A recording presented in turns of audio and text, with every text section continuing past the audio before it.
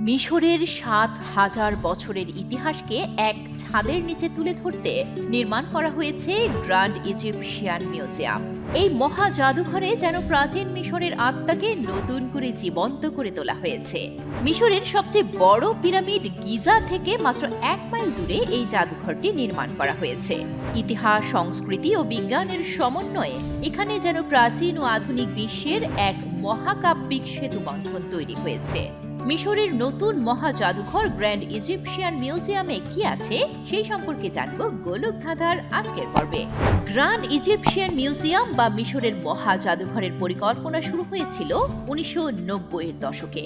কারণ তখন মিশরের পুরনো জাদুঘরগুলো তাদের ভান্ডার ঠিকমতো সামলাতে পারছিল না, সেই সাথে সেগুলো সময়ের চাহিদা অনুযায়ী পরিচালনা করা যাচ্ছিল না। ২০০২ সালের শুরুর দিকে গ্র্যান্ড ইজিপশিয়ান মিউজিয়ামের বিশাল প্রকল্পের কাজের আনুষ্ঠানিক যাত্রা শুরু হয়।